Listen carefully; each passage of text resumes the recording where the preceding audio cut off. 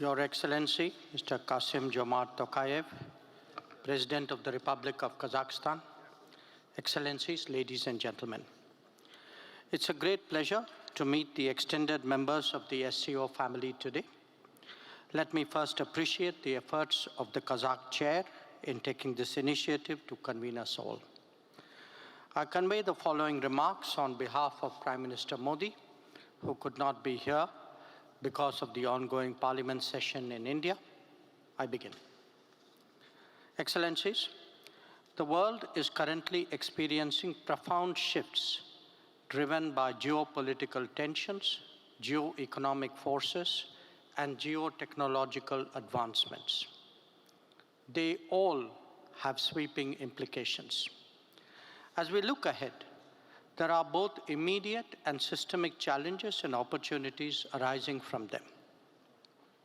Even as we address those, let us be clear that the world is inexorably moving towards real multipolarity. In such a scenario, the SCO will only become more important. But its true value would depend on how well all of us can cooperate amongst ourselves. We have already had discussions about that within the SCO. The same extends to the extended family. Speaking of challenges, terrorism would surely rank foremost for many of us. The truth is that it continues to be used by nations as a tool of destabilization. We have had our own experiences with cross-border terrorism. Let us be clear that terrorism in any form or manifestation cannot be justified or condoned. Harboring terrorists must be strongly condemned. Cross-border terrorism requires a decisive response, and terrorism finance and recruitment must be effectively countered. The SCO must never waver in its commitment. We cannot have double standards in this regard. When it comes to geoeconomics, the need of the day is to create multiple, reliable, and resilient supply chains. This is an important takeaway from the COVID experience. Make in India can add to the engines of global growth and help democratize the global economy. India is open to partnering with others in capacity building, especially nations of the global south. Technology not only holds great promise in our times, but is increasingly a game changer on both development and security. The digital era needs more trust and transparency. AI and cybersecurity raise crucial issues of their own.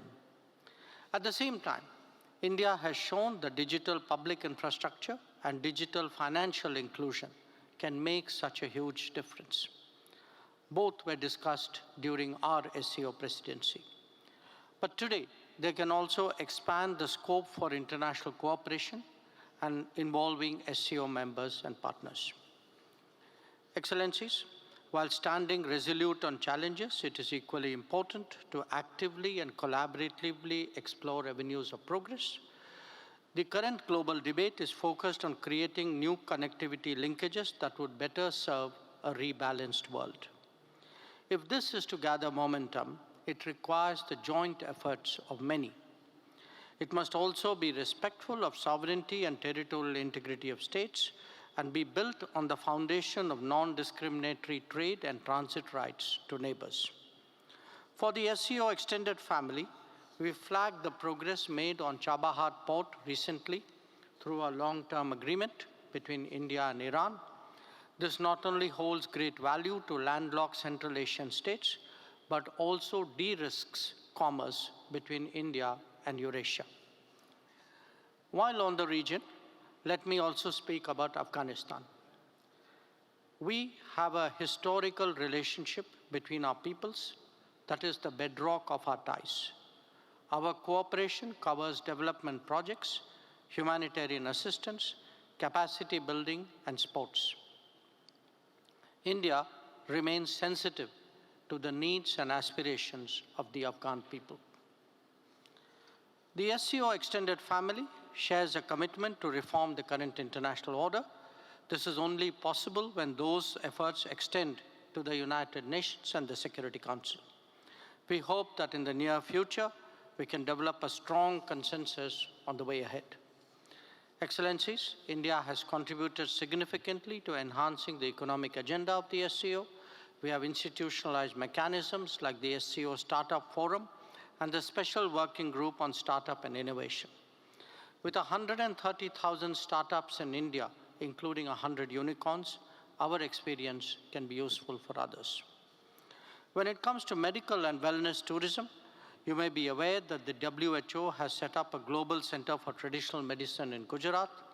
In SCO, India has taken the initiative for a new SCO working group on traditional medicine. Enhancing education, training, and capacity building are key pillars of India's cooperation. We are committed to further building on them, be it with C5 partners of Central Asia or those of the Neighborhood First or the Extended Neighborhood. Excellencies, as more countries seek association with SCO as observers and dialogue partners, we must strive to communicate better and deeper so that our consensus is also stronger. Granting English the status of a third official language will be crucial in that regard. We congratulate the Kazakh side for hosting the successful summit. As Vishwa Bandhu, or the friend of the world, India will always strive to deepen cooperation with all its partners. We also extend our best wishes for the success of the upcoming Chinese presidency of the SCO. This concludes the remarks of Prime Minister Modi. I thank you for your attention.